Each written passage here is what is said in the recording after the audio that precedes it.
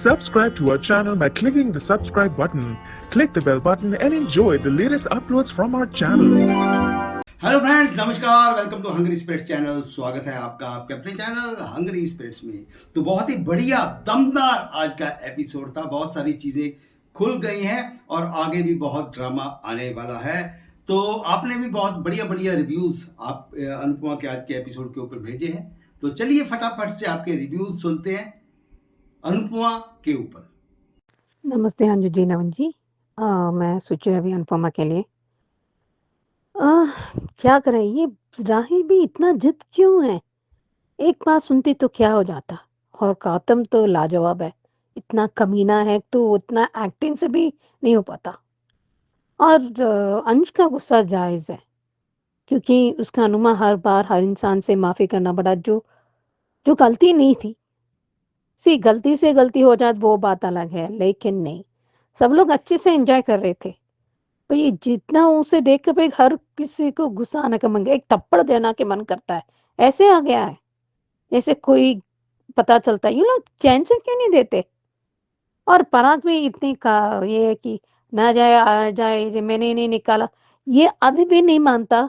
ये एक बड़ा गुनाह है कि किसी का ये लिखना और उनकी बात करना समझाना वो बात अलग है, पर उनकी पीठ पीछे के आके उनका लेटर के खत को फाड़ देना या जला देना वो बहुत गुनाह है। अगर वो आपकी माँ आग के साथ करती, अगर ख्याति तेरे साथ करते तो क्या होता। ये ये राही, ये जिद थोड़ा छोड़ना पड़ेगा, उसको थोड़ा समझना चाहिए कि अनुपमा सही बात है। और जितना वो मैंने देखा वो शायरी जैसे अनुज का लिखा अच्छा, और बट अनुज का वो फुल उसमें लिखा है। मुझे लगता है कि उसकी बीवी ने उसको जानबूझकर उसमें जेल झूठा केस में डाल दिया है या किसी और ने उसे किया है। लगता है ऐसा कुछ चल रहा है। एंड उस हर शब्द में एक दर्द छुपा है, जैसे मैं किसी के लिए लायक नहीं हूँ, क्योंकि उनका उनको अहमियत नहीं है किसी पर, उस जैसे दर्द है, जैसे उनको कोई ध्यान नहीं दिया है या उनका उनका फीलिंग, उनके एहसास कोई परवाह नहीं है। ऐसे कुछ है उसके दर्द में। बाकी देखते हैं अभी वही असली जब कोठारी हाउस में, क्योंकि गौतम वहां पे निकलना है ना। देखते हैं आगे क्या होता है। उस प्ले के हिसाब से वो करना चाहती है अनुपमा, बट उसके I think he needs help. जैसे मेंटल हेल्थ वो होता है ना, जैसे मेंटल ट्रीटमेंट के लिए ना दिमाग को मदद करने के लिए एक है, जहाँ कैदियों के लिए भी होता है, तो वहाँ पर ऐसे करने के देन उसके बाद उसको सजा होना चाहिए। क्योंकि किसी और के लड़के वो साइकोलॉजी उसको दिमाग काम नहीं किया है, वो उस तरह से वो जा रहा है। इसकी वजह से उसकी बीवी ने डाल दिया गलत, कोई किसी के उसको गलत झूठा कैसे फंसा है उसको साइकोलॉजी के। मेरे बीवी ने जैसे एक कमल हासन मूवी है, उसमें ट्विंस है, क्योंकि उसके दिमागी हालत ठीक नहीं है, क्योंकि उसकी माँ ने गलत सलत किया है, ब्रेन वॉश किया है, दवा दी है, ऐसा कुछ था। ऐसे कहानी बेस्ड हुआ था, तो इसी की वजह से यहाँ पर ऐसे भी चला है। तो देखते हैं आगे क्या होता है। जो जी नवीन सर जी और मेरी सारी फ्रेंड्स को मेरा नमस्ते। आज के शो में हमने देखा कि अनुपमा जेल से ना भी वो घर आने वाली है, तो उसे जैसे वो लड़खड़ाई तो उसको डायरी दिखी, उसने डायरी उठाई। और जैसा आप कल बोल रहे थे, सब लोग ने सुनने में आ रहा था, खास सास बहू साजिश में हमने भी वहाँ पे बताया जा रहा था कि अनुपमा वो डायरी को देख के उसे अनुज की याद आ रही है और वो गुलाब का फूल और अनुज को यहीं कहीं आसपास महसूस कर रही है। पर ऐसा कुछ भी नहीं था फ्रेंड्स। वो सब आज अनुपमा ने जो देख महसूस करी है, वो डायरी वो सिर्फ पढ़ रही है कि इसकी ये कविता में किसी की पूरी लाइफ है, किसी की ज़िंदगी का ये है। तो वो कहती है क्या मैं इस कहानी पे अपने नाट्य संगीत का जो बना कार्यक्रम है वो सिखाने वाली वो करूँ मैं, क्या ये कहानी को लूँ मैं, वो ये सोच रही है। बहुत अच्छी कविता ली और गुलाब का फूल देखा कि ये उसी में से गिरा हुआ है। पर कहीं भी उसको अनुज नहीं ऐसा कुछ भी नहीं लगा। और अनुपमा अनुज के हैंडराइटिंग नहीं पहचानेंगे ऐसा कैसे हो सकता है? डायरी भी पहचानती, डायरी भी पहचानेंगे। अरे अनुज की हर एक चीज़ को देख के उसको पास में पा के उसको जो एहसास होता है वो बहुत बड़ी बात है, पर नहीं ऐसा कुछ भी नहीं है। और ना ही तो आज उसको लगता है कि वो राघव की, शायद उसको ऐसा लगा, पर अभी उसको पता नहीं है। उसे सोचा तो उसने कहा कान्हा जी मैं करूँ या नहीं, मुझे इशारा दे। कान्हा जी ने इशारा दिया तो शायद अब वो उस कहानी पे नाट्य संगीत तैयार करेगी जो दिखा सकते हैं। अब यहाँ पे राही के घर में सब काम कर रहे हैं, बातें कर रहे हैं, हंसी मजाक ये सब। और गौतम आ गए यहाँ पे, अचानक से आ गया गौतम। तो सब देखिए हो गए, प्रेम का गुस्सा और ये सब देख के बहुत मीठा बोलने की कोशिश कर रहे हैं, नाटक कर रहे हैं। तो सब जानते हैं कि वो कितना नाटक कर रहा है। पर एक बात नोटिस की कि आज जैसे वो सब बच्चे सब लोग निकल रहे थे और तो वो नेम प्लेट लगाने वाली बात हुई, तो वहाँ पे कोई उसे देख रहा है, ये राही ने नोटिस किया। राही ने रुक के नोटिस भी किया कि कोई दूसरा घूर रहा है। तो ये नेम प्लेट का तब तो मुझे नहीं समझ में आया, फिर बाद में जब देखा कि अरे ये क्या हो सकता है, और फिर बाद में वहाँ से राही ने देखा और फिर उसको ये किया। पर आज मुझे राही हमेशा की तरह जिद्दी, थोड़ा जिद्द नहीं करना चाहिए। अगर प्रेम समझा रहे हैं, हाँ उनके छोटे कहते हैं रोमांटिक सीन, बाथरूम सीन देखा, ठीक है, सो बट यहाँ पे राही को अगर प्रेम कह रहा है कि कृष्ण कुंज चले जाओ, तो एक दिन में इस लड़की को क्या फ़र्क पड़ रहा है? अगर वो चली गई तो क्या हो रहा है? अगर माँ उसकी घबरा रही है, प्रेम घबरा रहा है, अगर बात सुनो, नई नई शादी है, नया नया एरिया है, तो अजी अलग है ना ही किसी को बुलाना पसंद कर रही है, ना ही कुछ ये करी, थोड़ा ज़्यादा ही स्मार्टनेस दिखा रही मुझे लगता है बाकी सारी राही। क्योंकि अगर वो कह रही है कि किसी को बुला लो, अंश परी वगैरह को बुला लो, तो वो भी नहीं कर रही है, ना ही कृष्ण कुंज जा रही है। अब तक तो कृष्ण कुंज में रह रही थी, तो अब एक दिन क्या फ़र्क पड़ रहा था पता नहीं क्यों वो ऐसी जिद कर रही है। और अनुपमा ने भी कहा, आज अनुपमा ने तो कह दिया कि कभी तो मान ले अपनी माँ की बात। आज माँ का डर, माँ का ये तो है ना, अभी देखो मुसीबत उसी पे ही आएगी। अब यहाँ पे राघव, वो जो किसी ने देखा और किसी को उसने कॉल लगाया, तो ये भी थोड़ा था कि उसने किसको कॉल लगाया और क्यों राही और इनको देखे जा रहे हैं। तो यहाँ जो हम लोग बोल रहे थे कि राघव शायद गलती से आएगा या कुछ होगा, या तो जैसे हमने देखा था कि जेल ने उसको बचाया, तो बचाने वाला मारेगा नहीं, क्योंकि वो नहीं पहचानता रहा राही को, तो उसको मारने के लिए नहीं आएगा। पर वो अंधेरा, लाइट नहीं है, तो उस अंधेरे में वो नहीं पहचान पाएगा कि ये राही है, ये अनुपमा की बेटी है, उसको नहीं पता होगा। वो हमला ज़रूर करेगा क्योंकि कहीं तो कुछ है।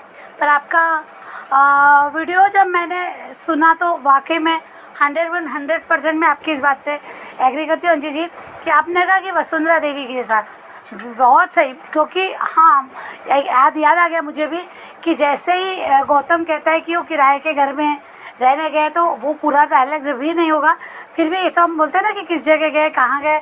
तो वसुंधरा देवी ने, जैसे ही वसुंधरा देवी ने सुना और उसने रोना शुरू कर दिया जोर से कि कुछ भी करो, प्रेम को घर लेके आ जाओ, प्रेम को घर पे लेके आ जाओ, साम नाम धन। जो घबरा रही थी, जो हमने इतने दिनों से कभी नहीं देखा, कि वो तो रह भी वही रहा था, चला भी गया था, 2 बार चला गया। तो यहाँ पे वो इतना तब नहीं घबराई, इतने बरसों से प्रेम उसके साथ नहीं है तो घबरा नहीं, तो अब क्यों घबरा रही है? अब तो राही शादी हो गई, तो राही को फिर से पटा के माफ़ी जो भी करके आ सकती थी, पर उसको कहीं ना कहीं डर है उस घर से कि लेके आओ जो भी करो।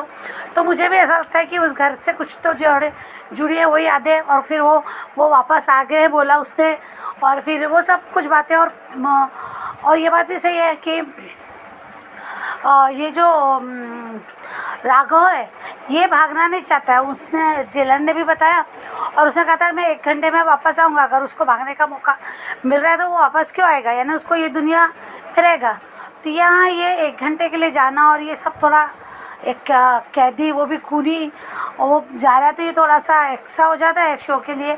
पर अब शो में दिखाते हैं ऐसा, पर हाँ वो अब देखेंगे क्या होगा, क्योंकि यहाँ पे राही की हालत ख़राब होगी और बहुत ज़्यादा खून बह जाएगा। जो भी ऐसा होगा, तो सुनने में आ रहा है कि पराग कोठारी खून देगा, और खून देने के बाद अब वो बोलेंगे कि अभी यहाँ तो फिर से मोटी बात चढ़ेगी कि देखा 1 दिन नहीं हुए तो घर में यानी प्रेम घर के बाहर जाता है काम से, तो घर में तो घर की औरतें घर में सुरक्षित रहती है, हमारे यहाँ इतने सारे गार्ड है, ये सब वो जो भी बोलेगी तो वो मजबूर करेगी।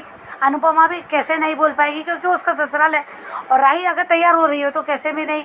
तो यहाँ प्रेम भी शायद कहीं ना कहीं मजबूरी में ही सही पर जाएगा, ऐसा लगता है मुझे, क्योंकि यहाँ वसुंधरा देवी ज़रूर बोलेगी कि हमारे ने घर चलो, अपने घर चलो, या राही ऐसा कुछ बोलेगी तो राही नहीं बोलने का कोई रास्ता शायद बचेगा नहीं राही के पास। तो देखते अभी वो घबराई है तो वहाँ तो जाएगी नहीं, इन्हें फिर से उस घर में जाने की हिम्मत उसकी होगी नहीं, तो वो देखने जैसा है।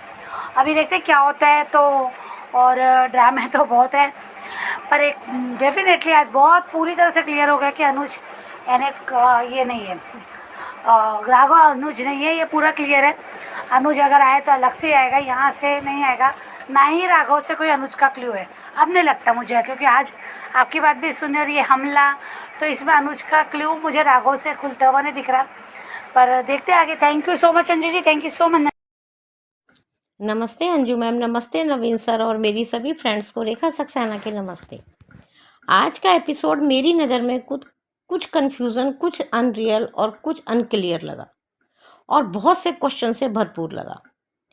एक तो मुझे पता नहीं कि जेल कहाँ है, क्योंकि मुझे तो ये गांव में लग रही है। जितना हमने सुना है जेल में हर कैटेगरी के कैदी होते हैं और हर कैदी के लिए अलग अलग क्राइटेरिया, सिक्योरिटी और पुलिस की व्यवस्था होती है। पता नहीं कैसे खून के आरोप में कैदी यूं ही हर समय घूमता रहता है, जब चाहे जेल से भाग जाता है, जब चाहे जेल में आ जाता है। पता है कुछ लोग मिले होते हैं, लेकिन आजकल तो सब सीसीटीवी की निगरानी में होता है। और राघव चाहे गलत आरोप में बंद हो, चाहे कितना शांत हो, लेकिन खून का आरोप तो है ही। खैर, ये सीरियल वालों की अपनी व्यवस्था है।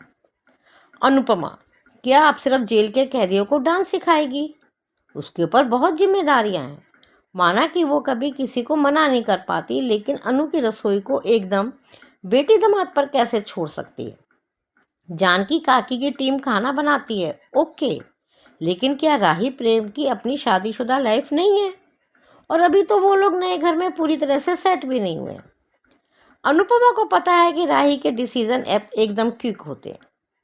वो आगा पीछा नहीं देखती। नई कॉलोनी, नया अपार्टमेंट और घर में एकदम अकेली राही। क्या उसके पास अनुपमा को नहीं आना चाहिए, या शाह परिवार के किसी बच्चे को बुलाकर राही के पास भेजना चाहिए? क्योंकि राही तो अपने आप को 30 मार का समझती है, वो तो किसी को नहीं बुलाएगी, अपनी मर्जी चलाती है। लेकिन अनुपमा तो समझे, नव विवाहिता जोड़े पे सबकी अच्छी बुरी नजरें पड़ती रहती हैं। अनुपमा को राघव की डायरी मिली, उसमें रखा सूखा फूल मिला, उसमें लिखी शायरी दिखी, तो क्या उसको अनुज की याद नहीं आई?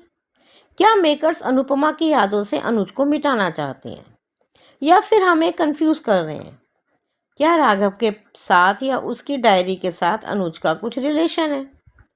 और अनुपमा भी कान्हा जी का संकेत समझकर कैदियों के साथ प्ले करने को तैयार हो जाती है। लेकिन दीवार पर अनुपमा और राघव की डायरी के साथ परछाई क्या कह रही है? हमें राघव के रूप में अनुज नहीं चाहिए। और जेलर, वो तो मुझे बहुत अनरियल लगा। उसको ये नहीं पता चलता कि राघव कब जेल से गायब होता है, कब आ जाता है। 5-10 मिनट का काम तो है नहीं, और राघव जेल से भागता रहता है। अनुपमा को और फंसा दिया उसने। अरे, उसको अपनी कुर्सी पर ही बैठा देता। लेकिन शायद ये भी मेकर्स की अपनी व्यवस्था है। और शाह परिवार के बच्चे शुक्र है अपने पेरेंट्स पे नहीं गए। ना तो परितोषु पे गई, ना अंश डिम्पी पर, और ना ही ईशानी पाखी पर गई। लेकिन पाखी के प्रभाव में जरूर है ईशानी। ये बच्चे इसलिए ऐसे हैं कि अनुपमा के घर में अनुपमा की छत्र छाया में बड़े हुए हैं। तोशु और पाखी तो बनराज के घर में बनराज की छत्र छाया में बड़े हुए थे। हाँ, माँ ही जरूर काव्या की बेटी, और वो जरूर कुछ कांड करेगी। और कोठारिस के बच्चे भी मोटी बा की छत्र छाया में बड़े जरूर हुए हैं, लेकिन प्रेम के प्रति लगाव साफ दिखता है। तभी तो बहाने बनाकर प्रेम राही के नए घर में आए हैं और साथ में हेल्प भी करवा रहे हैं। लेकिन ये बेगैरत दामाद की फितरत किसी को क्यों नहीं दिख रही? और जिसको दिख रही है उसको गौतम ने कोठारी परिवार का डर दिखाकर खामोश कर रखा है, यानी प्रार्थना। कैसा बिजनेसमैन है पराग कोठारी? बिजनेस करने वालों को तो इंसान की फितरत पर अच्छी पकड़ होती है, लेकिन वो तो गौतम की चिकनी चुपड़ी बातों के प्रभाव में है। इतने एग्जाम्पल आए प्रार्थना के लिए गौतम के अव्यवहारिक बर्ताव के बारे में, लेकिन कभी आंख खोलने की जरूरत नहीं समझी पराग कोठारी ने। यानी जब तक दूध के गिलास में ऊपर पड़ी मक्खी नहीं दिखेगी तब तक यकीन नहीं होगा, चाहे मक्खी तले पर ही ना बैठ गई हो। और वसुंधरा कोठारी यानी मोटीवा कहाँ से दादी लगती हैं? ये तो लीला बा का नया वर्जन लगता है। खुद साजिशें करना और खुद बेचारी बन जाना। प्रेम चाहिए अपनी कीमत पर, अपने हिसाब के अनुसार। सिर्फ ख्याति जी और अनिल भाई नॉर्मल हैं, मैं तो इन दोनों को नॉर्मल ही कहूँगी। कम से कम परिस्थिति समझ रहे हैं और संभाल भी रहे हैं। और वो आदमी जेल में कौन है जो राघव को प्रेम और राही के घर का एड्रेस बता रहा है? और उसका खबरी कौन है? किससे रिश्ता है उसका? और उसका राघव से भी क्या रिश्ता है? क्या राघव के पास्ट से उस घर का रिश्ता है, या उस घर से राघव की कुछ कड़वी यादें बंधी हैं, या कुठारी सरनाइम से कुछ रिश्ता है? क्योंकि ये तो क्लियर है कि वो राही की बात तो नहीं कर रहा, फिर किस औरत की बात कर रहा है? क्या वो उसकी बीवी है या बीवी की कातिल, जिसके इल्जाम में राघव जेल में बंद है? कभी कोठारी परिवार की किसी लेडी से तो कोई रिश्ता नहीं। बहुत सवाल है, लेकिन जवाब मेकर्स के हिसाब से मिलेंगे। बस राघव अनुज ना हो, और अनुज आए तो सिर्फ गौरव खन्ना ही आए। आज के लिए इतना ही। Thank you very much Anju ma'am, thank you very much Naveen sir, thank you very much.